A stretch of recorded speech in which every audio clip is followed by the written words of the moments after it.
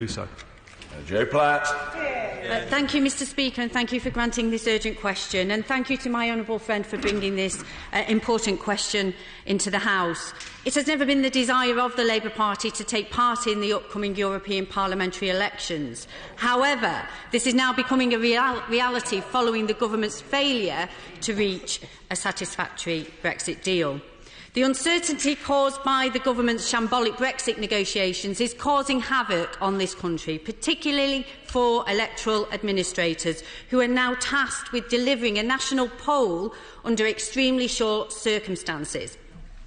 This includes 2 million EU citizens who are already registered to vote in this country and have until 7th of May to complete and return a declaration form in order to take part in European elections.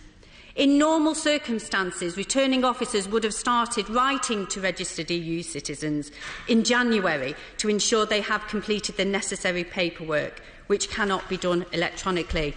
And prior to the 2016 EU referendum, the Electoral Commission began the process of identifying proposals for streamlining this administrative two-step process. However, because this government repeatedly stated that European elections would not take place, the Electoral Commission decided not to continue working out this area of reform. And because this government maintained this position about EU elections at the 11th hour, even when it was clear that the government's botched Brexit deal would not pass, returning officers have only just started the process of contacting registered European citizens. There is now only 13 days left until the deadline, and so far fewer than 300 forms have been returned, which equates to 0.015% of registered EU citizens. Yesterday, my friend, the member for Lancaster and Fleetwood, raised our concerns that thousands of EU citizens will be casting their vote in local elections, but denied that same right in the European elections, and that many are considering legal action. The Minister failed to provide proper assurances that this issue was being taken seriously. Given this shortness of time and the late hour at which local authorities were informed about this major U-turn, we have 4 demands for the government. So will the Minister give EU citizens with more time to return their declaration forms by extending the deadline from the 7th of May to the 15th of May?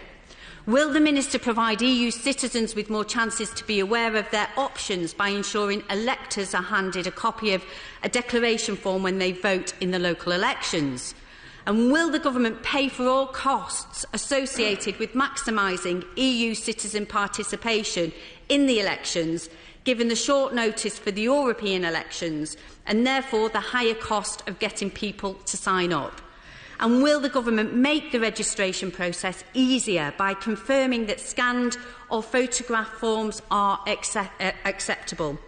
Mr Speaker, it's unacceptable that European citizens living here risk being denied their right to vote because of the government's incompetent approach to Brexit. This chaos must end. Minister.